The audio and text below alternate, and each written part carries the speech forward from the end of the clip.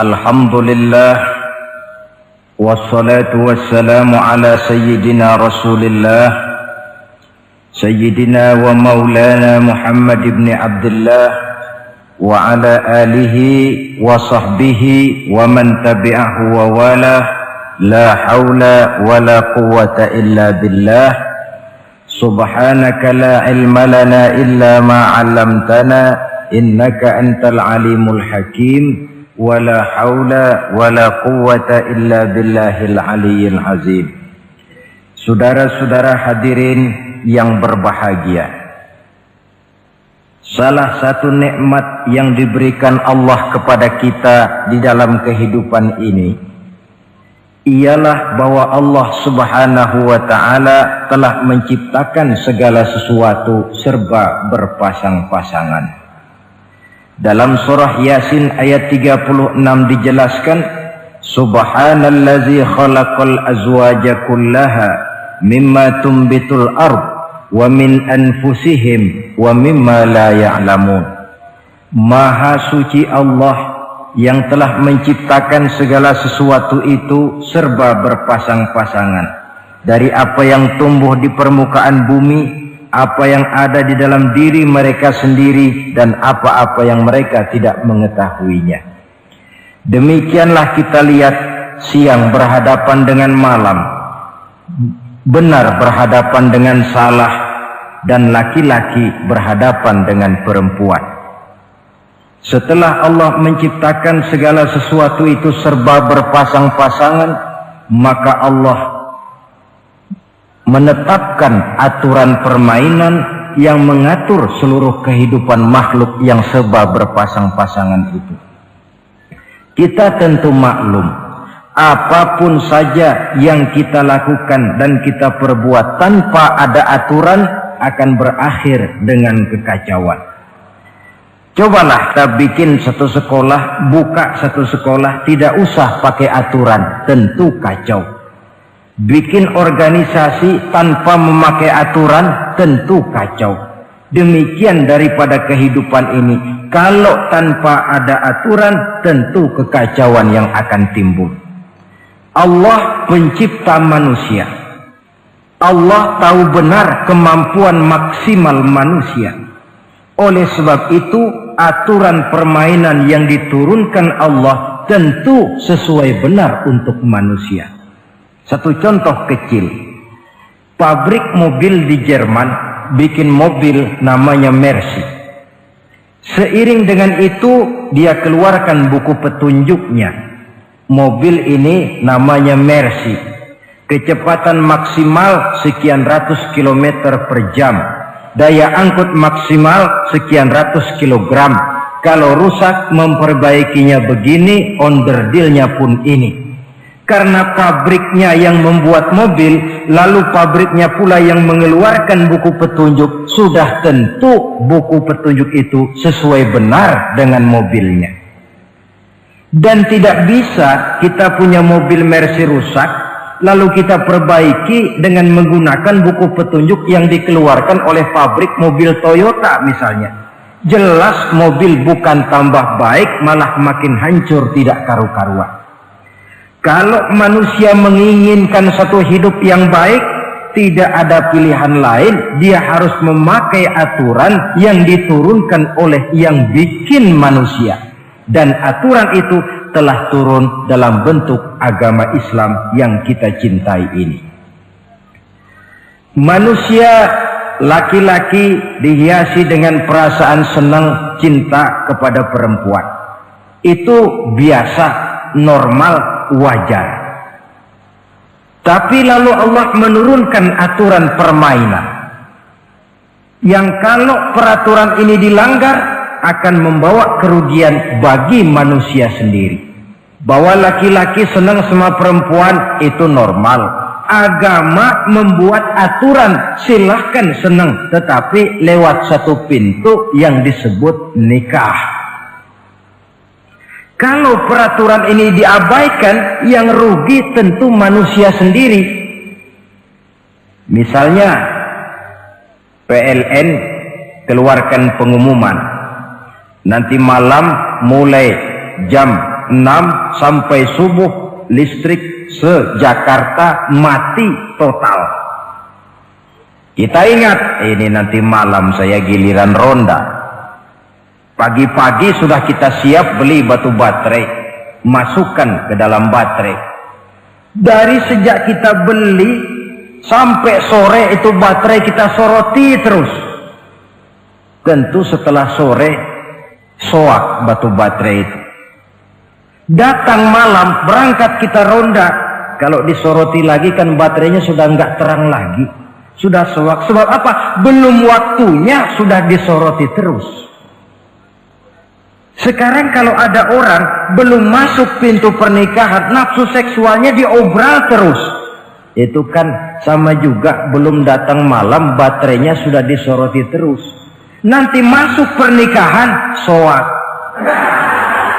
berhadapan dengan istrinya barangkali sudah nggak bisa apa-apa, cuma nyengir saja. Yang rugi manusia sendiri. Itulah sebabnya Allah lalu mengatur bahwa laki senang sama perempuan lewat satu pintu yang disebut dengan nikah. Maka pada pertemuan kali ini kita akan bicara tentang nikah dalam Islam. Saya bagi kepada 3 masalah pokok saja. Pertama, pengertian dan kedudukan nikah menurut Islam. Yang kedua, motivasi pernikahan. Karena apa orang itu seharusnya melakukan nikah. Dan yang ketiga, membina rumah tangga bahagia menurut contoh Rasulullah Sallallahu Alaihi Wasallam. Hadirin yang saya hormati, kita mulai dengan yang pertama, pengertian nikah.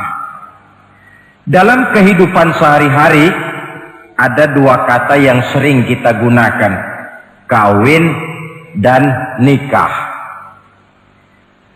Kalimat kawin kelihatannya dipergunakan oleh semua makhluk hidup. Lain dengan nikah, ini hanya digunakan khusus untuk manusia muslim. Makanya kita sering dengar orang bilang kucing kawin, ayam kawin, kambing kawin, dan belum pernah kita dengar ada ayam nikah atau kucing nikah. Sebab apa? Nikah ini cuma dipakai oleh makhluk bernama manusia yang muslim. Apa pengertian nikah? Seorang tokoh, Abi Yahya Zakaria Al-Ansari, di dalam kitab Fathul Wahhabnya menjelaskan, an-nikahu aqdun yatadammanu ibahatal wat'i bilafzi inkahin au nahwihi. Nikah adalah akad, yaitu ijab dan qabul, yang akad ini menjamin dibolehkannya pergaulan bebas antara laki-laki dan perempuan. Jadi kalau sementara anak muda kita beranggapan bagaimana Islam ini kolot, masa laki-laki tidak boleh bergaul dengan perempuan, itu anggapan salah. Islam bukan saja tidak melarang, malah menganjurkan laki-laki bergaul dengan perempuan sebebas-bebasnya, sepanjang pergaulan itu bisa dipertanggungjawabkan, baik menurut hukum negara, lebih-lebih menurut hukum agama. Coba orang kalau sudah akad, sudah ijab qabul, ada saksi, ada wali, selesai itu dia masuk ke dalam kamar berdua, bergaul di situ sebebas-bebasnya, itu saya kira 100% halal. Tidak perlu lagi orang curiga, tidak perlu lagi sembunyi-sembunyi. Kenapa? Ini bentuk pergaulan yang bisa dipertanggungjawabkan. Kalau tidak, dengan dalih new morality, kebudayaan modern, lalu melakukan yang disebut free love, free sex, common living, hidup bersama tanpa nikah alias kumpul kebo. Dan saya kira itu kebo cuma mewakili saja. Artinya begitulah kalau binatang itu kumpul, sebab kumpul kucing pun saya kira begitu, kumpul ayam pun begitu. Kebo cuma mewakili binatang dalam kalimat itu. Tengoklah berapa banyak sudah bayi-bayi yang lahir ke dunia ini tanpa tahu kemana dia harus memanggil bapak. Berapa banyak gadis-gadis bergelimpangan jadi korban dari orang-orang yang tidak bertanggung jawab. Itu semua merupakan ironi. Maka menjauhkan manusia dari aturan agama pada hakikatnya sama dengan usaha membinatangkan manusia. Bahkan kalau manusia sudah jauh dari aturan agama, sanggup berbuat lebih buas daripada binatang. Kita tahu yang namanya bajing itu makanannya cuma kelapa. Tapi bajingan itu bukan cuma kelapa, kabel telepon doyan kok bajingan itu. Jauh lebih buas daripada yang namanya binatang. Maka agama ini mengatur agar manusia sebagai makhluk yang mulia hidup secara mulia.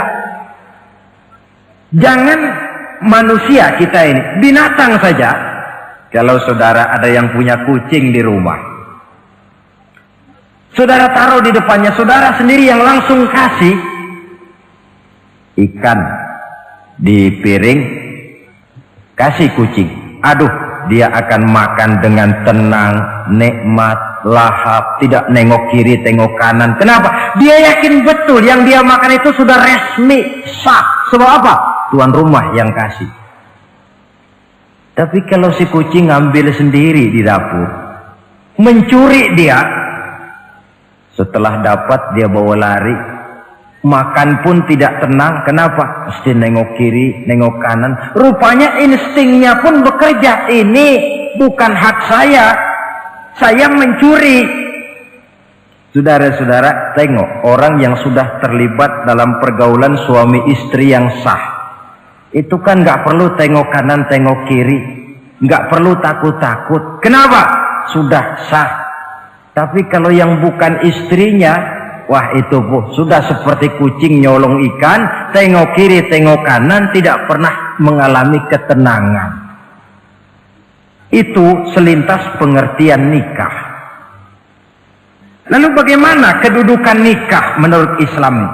Ternyata nikah dalam pandangan Islam tidak cuma sekedar untuk memenuhi kebutuhan biologis manusia.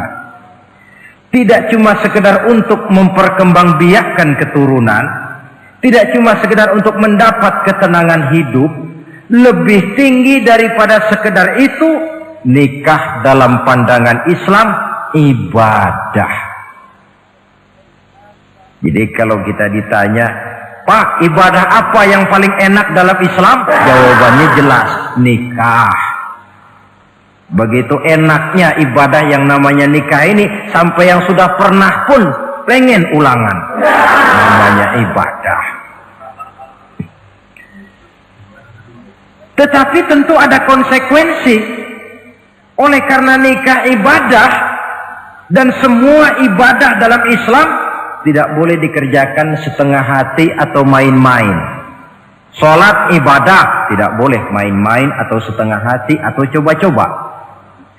Puasa ibadah, tidak boleh main-main, setengah hati atau coba-coba. Dan oleh karena nikah pun ibadah, punya nilai sakral, juga tidak boleh main-main, setengah hati atau coba-coba. Dus nikah eksperimen tidak dikenal dalam Islam. Mas, saya dengar sampean sudah nikah ya? Iya mas, saya cuma nyoba saja kok ini kok. Kalau enak terus, enggak ya bubar. Ini tidak ada nikah eksperimen, sebab dia punya nilai sakral yang bermotifkan ibadah. Itu pengertian dan kedudukan nikah. Lalu apa motivasi suatu pernikahan? Karena apa seharusnya orang nikah itu? Apa landasannya? Saudara, hadis yang diriwayatkan oleh Imam Bukhari, Muslim, Abu Dawud dan Ibnu Majah dari Abi Hurairah menjelaskan, Nabi bersabda, tunkahul mar'atu li arba'in. Nikahilah perempuan karena 4 perkara. Kalau dia perempuan tentu nikahilah laki-laki karena 4 perkara. Memilih jodoh, nah inilah lengkapnya konsepsi Islam. Memilih jodoh saja Islam itu memberikan petunjuk kok. Karena apa orang memilih jodoh itu? Kata Rasul yang karena 4 faktor. Pertama, lima liha. Karena dia orang kaya. Cari yang kaya. Yang kedua, lihasabiha. Karena dia keturunan orang baik-baik. Cari keturunan orang baik-baik. Yang ketiga, lijamaliha. Karena dia cantik. Cari yang cantik. Dan yang keempat, lidiniha. Karena dia orang taat beragama. Cari orang yang taat beragama. Kalau berkumpul keempat-empatnya, rasanya surga dunia sudah. Coba lihat. Suami mana sih yang tidak bangga punya istri cantik, kaya, keturunan orang baik-baik, lalu taat beragama? Atau istri mana sih yang tidak bangga punya suami ganteng, kaya, keturunan orang baik-baik, dan taat pula beragama? Tapi kan terus terang yang kumpul keempat-empatnya kan boleh dibilang jenis makhluk langka ini. Sulit. Kadang-kadang cantik, kaya, akhlaknya kayak setan. Ada saja kurangnya. Oleh karena ada saja kurangnya, lalu Nabi memberikan stressing, penekanan. Fazfar bizatiddin taribat iyadat. Pilih orang yang taat melaksanakan agama, niscaya hidupmu akan berkah. Jadi motivasi suatu pernikahan hendaknya agama. Apa rahasianya? Mari kita lihat.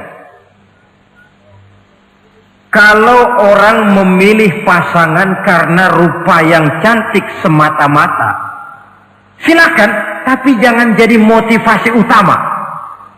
Kalau rupa yang cantik jadi alasan utama, saya yakin rumah tangga tidak akan tahan lama. Sebab apa? Pertama, yang namanya cantik itu relatif. Artinya bergantung siapa yang memandang. Yang menurut saudara cantik, menurut saya belum tentu cantik. Yang kata saya cantik, menurut saudara barangkali itu yang jelek. Relatif. Saya kalau ditanya orang, Ustadz siapa perempuan paling cantik di dunia ini? Tentu saja saya jawab istri saya. Apa saudara lalu protes? Salah Ustadz, yang cantik istri saya bukan istri Ustadz. Saya bilang masa bodoh saya nggak ngurusi istri sampean. Cantik itu relatif. Sehingga di kalangan para ahli cinta, ahli cinta, sampai sekarang masih jadi perdebatan. Sebenarnya cantik yang bikin orang jatuh cinta, apa cinta yang membuat orang jadi kelihatan cantik? Dua-duanya bisa terjadi. Mungkin karena cantik orang jatuh cinta, dan bisa juga karena sudah kadung cinta orang kelihatannya jadi cantik. Tapi yang jelas cantik relatif. Yang relatif tidak bisa dijadikan sandaran utama. Yang kedua, yang namanya cantik itu temporer, artinya berubah oleh pergeseran masa dan pertukaran waktu.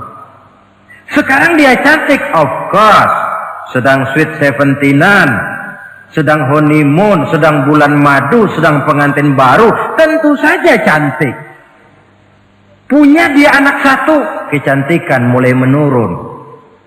Punya dia anak dua, kulit mulai keriput. Punya dia anak tiga, apalagi tak pandai bersolek, sudahlah onderdir mulai pada copot.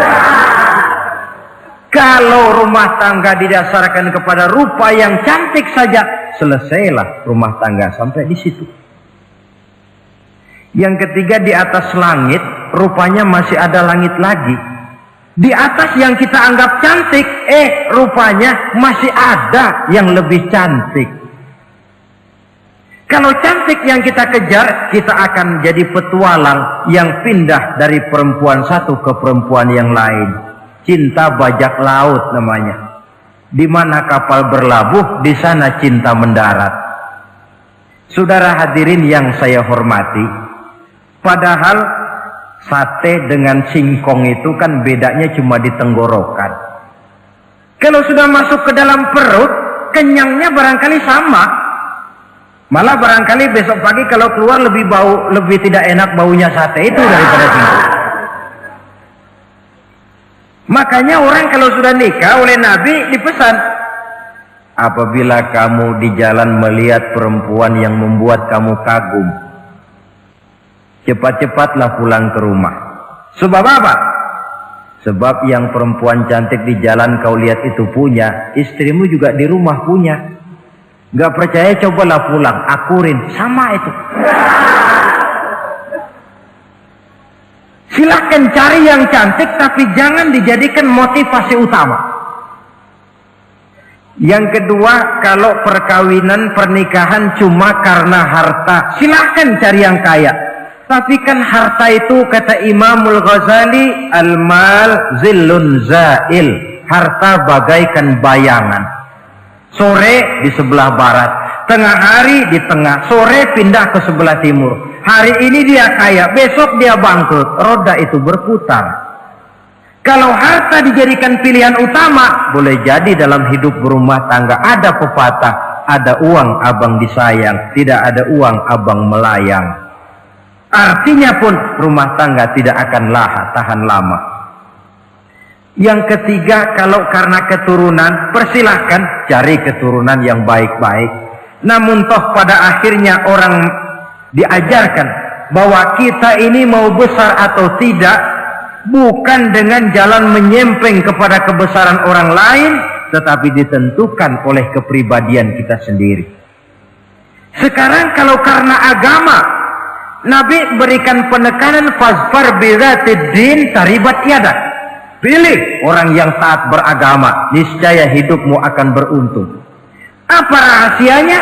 Tidak lain rumah tangga Rasulullah Sallallahu Alaihi Wasallam. Yang ini artinya kita sudah masuk kepada bagian ketiga, bagaimana membina rumah tangga bahagia menurut contoh baginda Nabi. Saudara, bagaimana sih rumah tangga Rasul itu? Kelihatan dari dua ucapannya, pendek, singkat, tapi punya pengertian filosofis yang mendalam. Dua kalimat saja beliau bilang tentang rumah tangganya, yaitu baiti jannati, rumah tanggaku laksana sorga bagiku. Bayangkan kalau seorang suami sudah mampu berkata macam begitu, bahagia hidupnya. Ini barangkali tantangan buat kita semua. Mampukah kita di rumah tangga berkata semacam perkataan beliau tadi? Baiti jannati, rumah tanggaku laksana surga bagiku.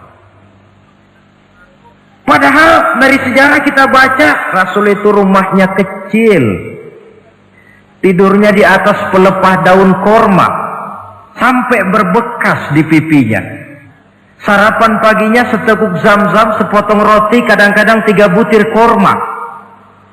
Tempat tidurnya bukan alga spring bed atau Dunlopillow macam kita punya.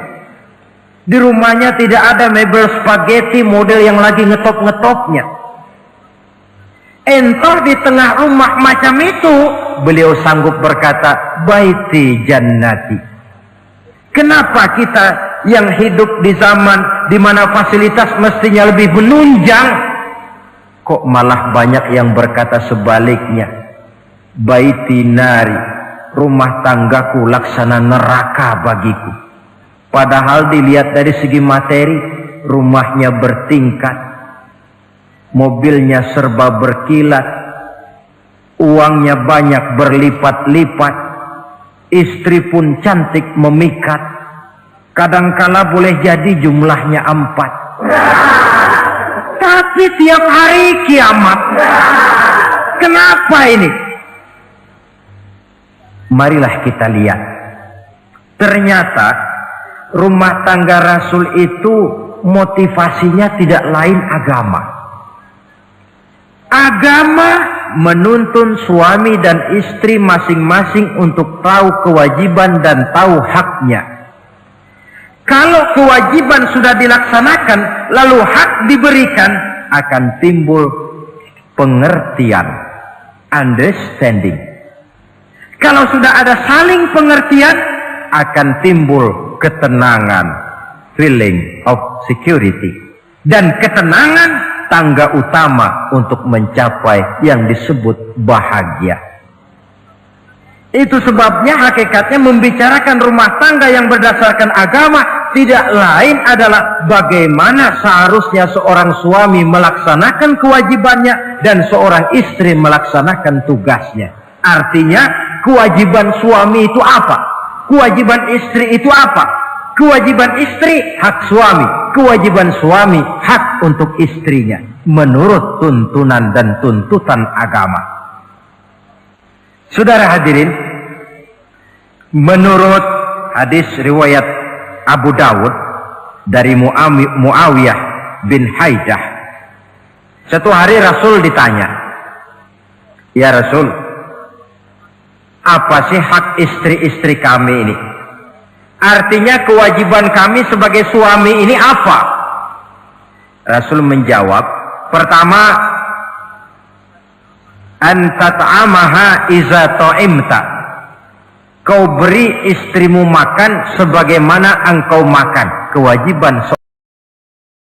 Tetapi seorang istri pun kalau sudah diberikan nafkah oleh suaminya untuk mengatur makanan, dia harus pandai mengaturnya dengan sebaik-baiknya. Menu yang teratur, gizi yang lengkap, dan saya kira yang namanya 4 sehat 5 sempurna itu kan tidak berarti bahwa hidup ini harus serba mewah, tidak. Yang penting ada variasi sehingga tidak merangsang suami untuk makan di luar. Jangan misalnya tahu suaminya senang jengkol lalu tiap hari saja jengkol, itu kan bisa kejengkolan suami. Dengan demikian, masalah yang kelihatannya sepele tetapi yang sebenarnya bisa menjaga keharmonisan atau malah keretakan rumah tangga harus kita perhatikan dengan sebaik-baiknya.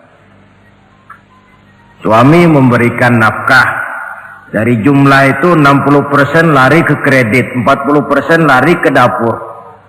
Tentu pada akhirnya sang suami akan merasa curiga, padahal barangkali istrinya pun berniat baik, cuma hanya tidak ada keterbukaan di dalam mengurus masalah-masalah yang berhubungan dengan dapur. Inilah kewajiban yang pertama dari seorang suami, kewajiban yang menyangkut masalah pangan. Lalu yang kedua, wa taksuha izak tasaita, engkau beri istrimu pakaian sebagaimana engkau berpakaian. Suami yang adil, pakaian yang dia pakai sama harganya dengan yang dibelikan untuk istrinya, kecuali tentu kalau istrinya ridho. Zalim seorang suami jikalau untuk dia misalnya dia beli pakaian yang mahal-mahal, jasnya dia pakai Switzerland wool, sarungnya Samarinda. Kalau dia pakai sepatu, belilah sepatunya. Sementara istrinya cuma pakai kain belacu saja. Kenapa mesti begitu? Sebab, saudara hadirin, istri kita sebenarnya adalah bagian daripada hidup kita. Baik dia dilihat orang, baik juga kita disebut orang. Jelek dia dipandang orang, tentu jelek juga nama kita disebut orang. Apalagi hidup bermasyarakat, kadang-kadang mulut usil itu kan sudah banyak macam ragamnya. Nah, itu siapa sih perempuan yang jalan? Kenapa? Itu pakaian yang tidak dipakai sih tidak mahal, cuma pakaiannya serasi, pantas, enak dilihat. Oh, terang saja dia kan istrinya si Miun. Nah, Miun yang sedang tidur barangkali tidak tahu apa-apa mendapat sebutan baik. Cobalah kalau istri kita semaunya saja, orang akan bilang, ah itu perempuan, kenapa? Saya gerah ngelihatnya. Mau ke pasar cuma pakai kutang saja. Tentu suami pun akan mendapat sebutan yang tidak baik. Cuma sang istri kalau sudah dibelikan pakaian oleh suami, termasuk alat-alat kecantikan di dalamnya, pakaian itu tentu dipakai niat pertama adalah untuk menyenangkan hati suami. Seorang istri yang memakai bedak untuk menyenangkan suami, misalnya tiap polesan bedak ada pahalanya. Dia pakai lipstik untuk menyenangkan hati suaminya, tiap goresan lipstik ada pahalanya, bernilai ibadah. Ini kewajiban yang kedua. Yang ketiga, wala tadribil wajha.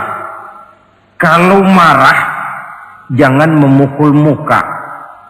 Maksudnya apa ini? Kewajiban memberikan perlindungan. Sehingga si istri merasa ada tempat dia mengadu. Ada tempat dia melarikan persoalan. Ada tempat dia bergantung. Kalau marah jangan memukul muka.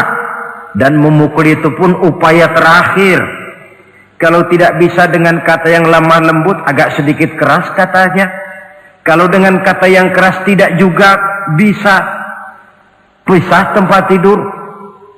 Kalau memang tidak bisa juga dengan pukulan yang tujuannya bukan untuk menyakiti, tetapi untuk mendidik. Allah tadribal wajha.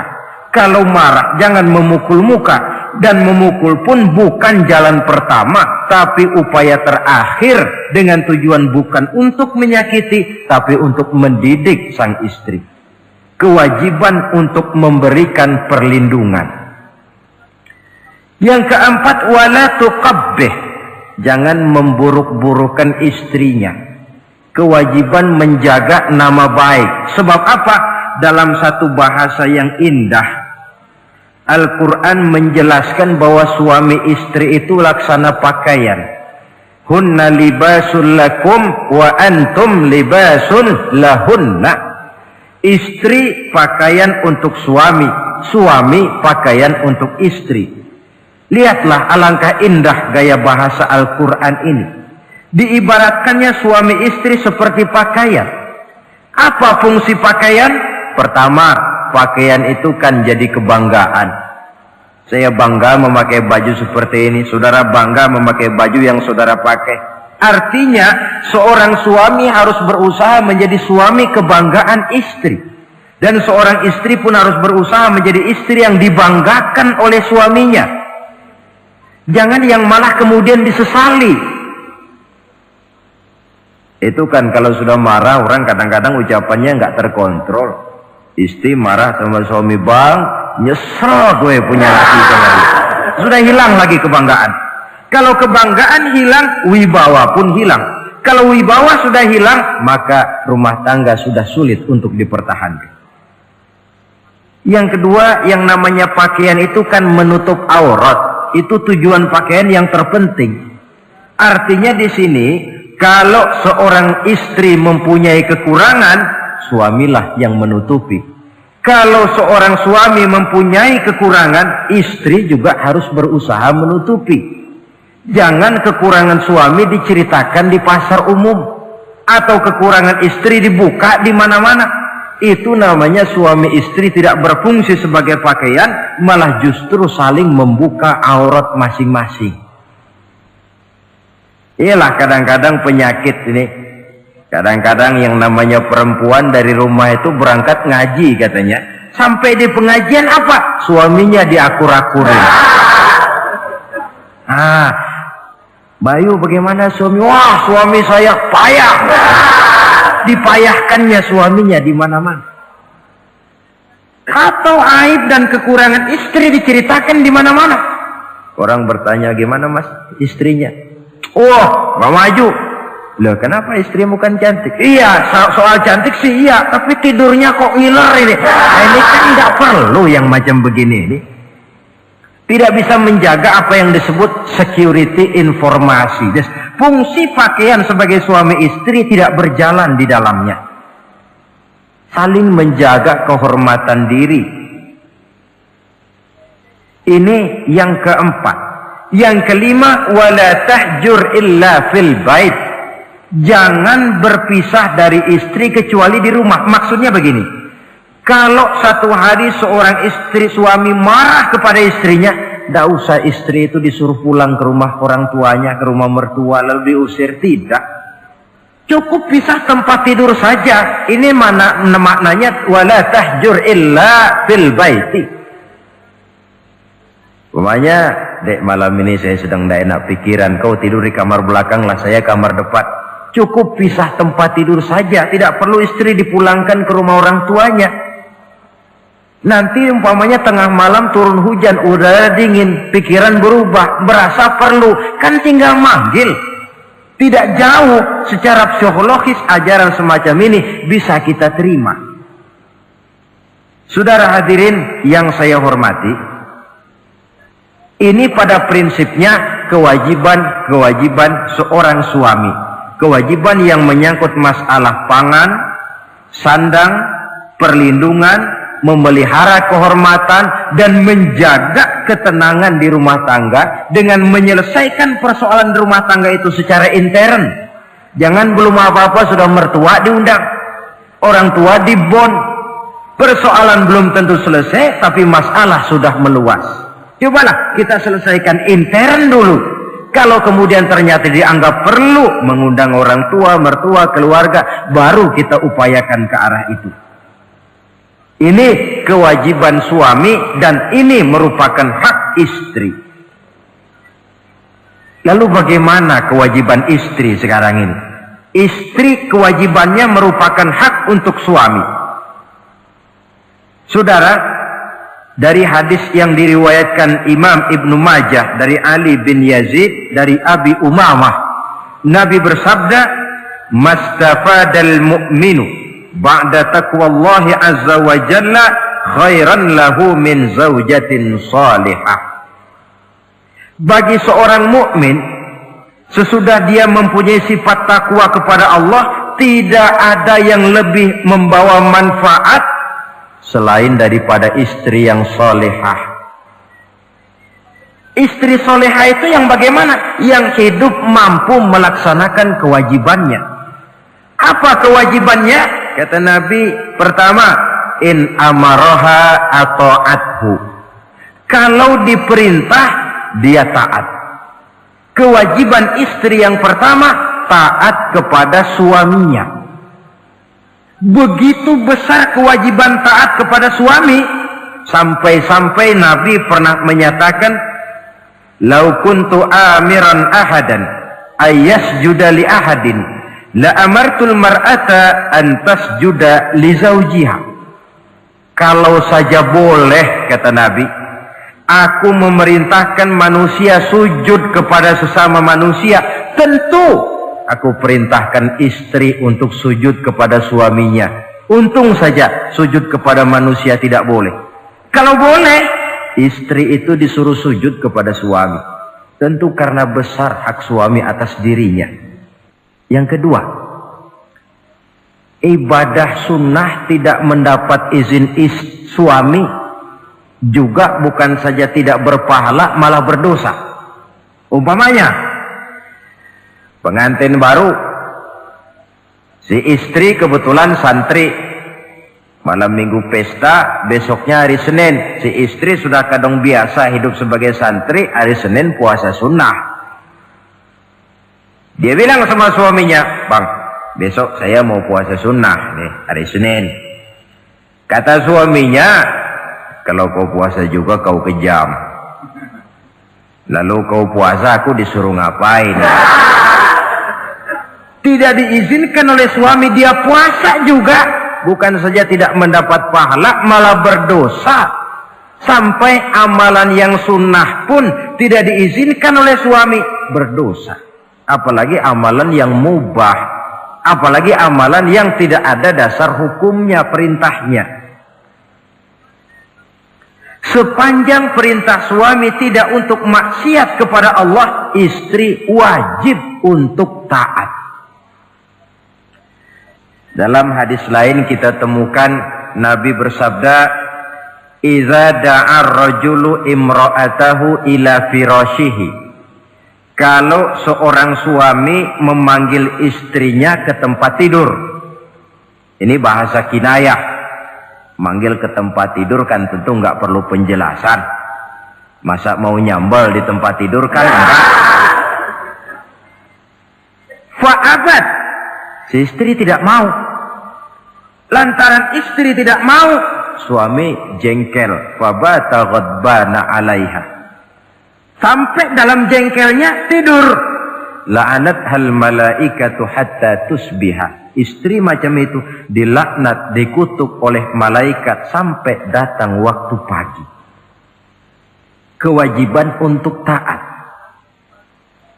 Namun sebaliknya, seorang suami pun jangan mentang-mentang istri wajib taat lalu overacting. Segalanya main tunjuk, segalanya main komando, segalanya main perintah. Sebab contoh yang diberikan oleh Rasul tidak begitu. Rasul kita baca dalam sejarah menjahit bajunya sendiri, memperbaiki kasutnya sendiri. Artinya yang bisa ya dikerjakan tanpa harus menggantungkan semuanya kepada sang istri. Kewajiban untuk taat. Nah, penutup tentang taat ini ada sebuah hadis pula di mana baginda Nabi bersabda, ayyumam ra'atin matat wa zawjuha anha radin dakhalatil jannah. Kalau seorang perempuan meninggal dunia, suaminya ridho kepadanya, maka perempuan itu akan masuk surga.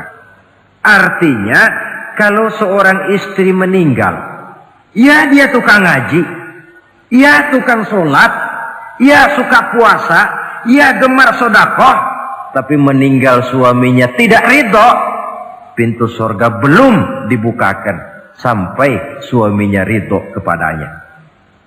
Ini menggambarkan tentang besarnya kewajiban taat seorang istri kepada suaminya. Ini kewajiban pertama. Lalu kewajiban yang kedua, kata Nabi, wa in nazara ilaiha sarrathu.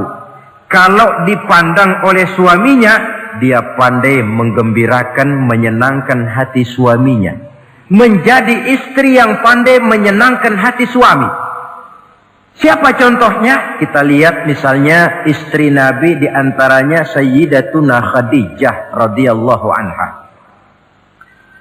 Ketika Nabi pertama kali menerima wahyu berhadapan dengan malaikat Jibril, beliau kembali ke rumah dengan tubuh gemetar. Setibanya di rumah beliau berkata, "Zammiluni ya Khadijah." Khadijah, selimuti saya. Kenapa bang? Barusan datang malaikat Jibril, dia katakan begini-begini, saya khawatir Khadijah. Khadijah tahu suaminya sedang gelisah. Sebagai istri yang bijak beliau tampil, apa katanya? Kalla ma yukhzikallahu abada. Tidak apa-apa bang, jangan khawatir, Allah tidak akan menyusahkan abang buat selamanya. Ini istri yang pandai menyenangkan hati suami. Suami pulang dagang dari pasar, rugi. Istri tampil, itulah bang romantikanya dagang. Masa selamanya saja untung sekali-sekali lah rugi. Si suami kan tidak terlalu pusing kepalanya. Jangan sudah di pasar rugi, sampai rumah istri pidato, peletar-peletor macam petasan. Dasar suami goblok, dagang saja rugi. Sudahlah di pasar rugi, sampai ke rumah digoblok-goblokin. Itu nanti suami kan bisa kena penyakit yang disebut broken home. Penyakit nggak betah di rumah. Seorang istri kalau suami sudah kena penyakit tidak betah di rumah, itu mesti siap-siap mental untuk dimadu. Nah, jadi kalau tidak dimadu bagaimana? Berusaha bikin betah suami di rumah. Suami pulang kantor jam 2, setengah 2 dandan, kalau perlu setel habis. Kalau perlu kelihatan suami akan datang, bukakan pintu, sambut dengan senyum. Apalagi kalau senyumnya Pepsodent. Saya kira suami bagaimanapun lelahnya, peras keringat, banting tulang, pulang mencari nafkah, kalau kembali di rumah disambut dengan senyum, hilang capeknya. Tapi bayangkan, sudahlah di kantor capek, peras keringat, banting tulang, sampai pula di rumah yang nyambut cuka sama kukusan. Udah asem, monyong. Suami mana yang kerasan tinggal di rumah? Menjadi istri yang pandai menggembirakan, menyenangkan hati suaminya. Bahkan diizinkan bohong untuk menyenangkan hati suami. Umpamanya, suami kebetulan habis obyeknya gol. Karena ingin menyenangkan istri, mampir di pasar beli kain batik. Si suami tidak tahu bagaimana kain batik yang bagus, beli saja sembarangan. Sudah kainnya kasar, warnanya norak, harganya yang mestinya murah jadi mahal, dibawa pakaian itu pulang. Istri lihat dan tahu kalau ini batik jelek, norak, kasar, harganya pun murah. Tapi dia ingin menyenangkan hati suaminya. Suaminya tanya, bagaimana dek kain batik ini? Waduh bang, bagus betul kain ini. Pinter bener abang milih warna ini. Emang yang kayak begini ini bang, coba lihat tetangga kita mana ada yang pakai kain kayak begini. Ya memang nggak ada, jelek. Suami senang tentu. Lalu kain itu oleh istrinya, ngaji dipakai, keundangan dipakai, tidur dipakai, masak dipakai, nyuci pun dipakai. Suami makin bangga, wah kain yang saya beliin dipakai terus ini. Lain pula istrinya, dalam hati dia berpikir, biarin deh gue pakai terus biar cepet hancur, nggak ada urusan. Coba kalau waktu itu si istri jujur, dasar laki goblok, beli kain kayak begini, sono pulangin. Nah, mungkin suami yang sudah payah-payah mau menyenangkan hati istrinya malah berbalik pikirannya. Saudara hadirin, ini kelihatannya penting untuk menjaga suasana keharmonisan di dalam kehidupan berumah tangga. Begitu pula pengertian seorang suami. Rasul pernah pulang dari masjid agak larut malam, rupanya banyak orang bertanya. Ketuk pintu, Assalamualaikum. Sampai 3 kali tidak dibukakan pintu. Rupanya Aisyah lelap benar tidurnya. Rasul sadar beliau pulang kemalaman. Dan tahu istrinya capek bekerja di waktu siang. Ashraful anbiya wal mursalin ini menghormati istrinya. Salam 3 kali tak dibukakan pintu, bukan marah, malah gelar sorban di depan pintu. Di situ beliau tidur. Tengah malam Aisyah mau sholat, buka pintu, terkejut lihat suaminya tidur di depan pintu. Dibangunkan, begitu dibangunkan Rasul lebih dahulu berkata, Aisyah, maafkan saya pulang terlambat memang sebab banyak yang bertanya di masjid. Sudahlah tidur di depan pintu, begitu dibukakan, beliau dulu yang minta maaf. Sulit jadi suami semacam ini. Yang enak kalau sudah nggak dibukain pintu, istri kepulesan, lalu sekali buka pintu kan yang enak kita tunjuk jidatnya, lo tidur kayak kebo ya. Saudara hadirin, menjadi istri yang pandai menyenangkan hati suaminya. Sebab tidak ada seorang suami bisa sukses baik di medan tugas, di masyarakat, di kantor, di toko, di tempat manapun kalau tidak ditunjang oleh peran serta dari para istrinya. Karena itulah perempuan walaupun peranannya tidak begitu kelihatan, sebenarnya sangat menentukan. Seorang suami yang jujur, polos, lugu, sederhana, sanggup menjadi koruptor ulung karena didorong-dorong oleh istrinya. Merangsang ketamakan suami. Istri dibakar oleh tetangganya. Bang, kenapa? Kau kan di kantor kepala bagian. Lalu, tangga kita pegawai kecil saja bang, tapi coba lihat istrinya kalau pakai gelang kayak pelek beca bang gelangnya. Kau kepala bagian gak bisa beliin saya macam gitu, kepala bagian goblok. Lalu bagaimana bu, gaji saya kan sudah jelas segitu. Iya, kamu kan kepala bagian. Apaan kayak di kantor sabet.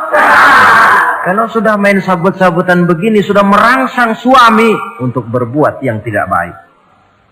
Kecil, tidak begitu kelihatan, tapi sangat menentukan. Istri yang soleh, yang bisa melaksanakan kewajibannya, yaitu pandai menyenangkan hati suaminya. Ini kewajiban istri yang kedua. Yang ketiga, wa in aqsama alaihi abarrathu. Kalau suami memberikan sesuatu, dia pandai berbakti. menjadi istri yang pandai bersyukur kepada suami. Kita ingat ketika pulang Mi'raj kan Rasul bercerita, saya dalam perjalanan itu diperlihatkan neraka, kata Rasul. Saya lihat kok isinya kok lebih banyak perempuan daripada laki-laki. Nah, sahabat heran, ya Rasul, lebih banyak perempuan? Iya. Apa mereka tidak sholat? Sholat. Apa mereka tidak pernah hadir di majelis taklim? Oh, rajinan dia sama suaminya. Ada apa? Tidak pernah baca Quran? Rajin. Lalu kenapa kok isinya kebagian besar perempuan? Rasul menjawab, hunna yakfurnal ashir. Mereka umumnya tidak pandai bersyukur kepada suaminya. Hujan panas setahun dibalas dengan hujan sehari. Kalau suaminya sedikit salah, sudah kehilangan pertimbangan, tertutup seluruh kebaikannya. Yang kelihatan cuma salahnya saja. Maka sebaiknya di dalam hidup berumah tangga, baik suami maupun istri itu masing-masing sedia timbangan. Kalau satu saat suami salah, istri ambil timbangan. Timbang, suami saya salahnya ini, jasanya ini. Bertahun-tahun dia hidup mencari nafkah buat saya, membelikan pakaian untuk saya, mencarikan makan untuk saya. Salahnya ini. Timbang, mana lebih banyak salahnya atau benarnya?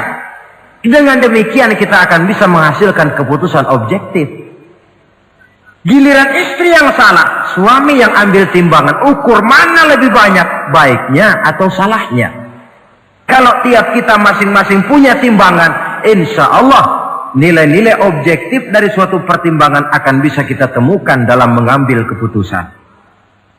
Istri yang pandai berbakti membalas budi daripada suaminya. Kewajiban yang keempat dari seorang istri, wa in ghaba anhu nasahathu fi nafsiha wa malihi. Kalau suami tidak ada di rumah, dia pandai menjaga kehormatan dirinya dan pandai menjaga harta suaminya. Tidak mencari kesempatan dalam kesempitan. Suami lembur, istri ngompreng. Dan pandai menjaga harta suaminya. Nah, coba lihat. Kalau seorang suami ada uang di kantongnya 100 rupiah. Ada tukang minta pengemis, istri ambilkan saja tanpa izin suaminya uang di kantong suami 100. Dia sedekahkan. Niatnya tentu baik. Si istri dapat dosa, si suami dapat pahala. Perbuatan sedekahnya itu betul, tapi mengambil uang tanpa izin suami itu yang salah. Dan ternyata salah itu lebih besar daripada pahala yang dia lakukan lantaran bersedekah itu. Kalau ini terwujud, maka suasana saling mempercayai akan tumbuh. Kalau sudah saling mempercayai, rasanya akan terwujud kedamaian dan ketenangan. Suami meninggalkan rumah dengan perasaan tenang, istri pun melepas suami dengan perasaan damai, tanpa was-was, tanpa curiga, dan sebagainya. Dan ini modal yang paling utama mewujudkan saling kepercayaan dalam membina hidup bahagia. Saudara, jadi dengan demikian kewajiban suami dan kewajiban istri yang merupakan bagian tidak terpisahkan dari bagaimana membina rumah tangga berdasarkan tuntunan agama merupakan hal yang dicontohkan oleh Nabi kita Muhammad sallallahu alaihi wasallam. Dengan satu kesimpulan, rumah tangga Nabi bahagia karena rumah tangga itu disinari oleh ajaran-ajaran agama. Sehingga timbul saling pengertian membawa kepada ketenangan, dan ketenangan sesungguhnya tangga utama mencapai rumah tangga bahagia. Tanpa materi, orang memang sulit untuk bahagia. Tapi materi semata-mata bukan merupakan jaminan bahwa orang akan hidup bahagia. Banyak isak tangis berbunyi di rumah-rumah mewah, dan banyak sendak gurau, tawa dan canda, tawa lerai di rumah-rumah sederhana. Artinya suka dan duka, sedih dan gembira, susah dan bahagia bisa ada di gubuk reot dan bisa juga ada di rumah mewah. Ternyata bukan harta semata-mata yang menopang dan menjamin hidup itu akan bahagia. tapi satu rumah tangga yang dipancari oleh sinar agama di bawah naungan ridho dari Allah Subhanahu wa taala. Si istri taat melaksanakan ajaran agama, suami taat, lalu anak-anak pun hidup dalam suasana yang religius. Dari sana tumbuh pancaran sinar keagamaan. Irama agama mengalun dalam kehidupan rumah tangga kita. Berfungsilah dengan demikian rumah tangga sebagai tempat di mana kita mengamalkan ajaran agama kita. Alangkah nikmat satu rumah tangga. Istri ahli ibadah, suami pun ahli ibadah, anak-anak pun terbiasa oleh lingkungan untuk hidup melaksanakan suatu ibadah. Dan keberhasilan di rumah tangga awal untuk menuju keberhasilan di masyarakat, di tempat tugas, dan di tempat-tempat lainnya. Sebaliknya, kehancuran rumah tangga akan selalu menjadi awal kehancuran karir di masyarakat, di tempat kerja, dan di tempat-tempat lainnya. Oleh karena itu, berangkat dari hal semacam inilah, maka kita berkeyakinan rumah tangga yang bahagia ialah rumah tangga yang didasarkan kepada ajaran agama. Sehingga tercapailah kebahagiaan hidup di dunia yang langsung menopang kepada kebahagiaan hidup di akhirat nanti. Nah, inilah pembicaraan kita pada pertemuan kali ini. Dengan harapan, mudah-mudahan dari setiap rumah tangga muslim memancar sinar-sinar agama, menjadi kubu-kubu pertahanan di mana kita menegakkan ajaran agama, dan pada akhirnya nanti akan tercipta masyarakat yang agamis. Terwujudlah ketenangan, kedamaian, dan ketentraman.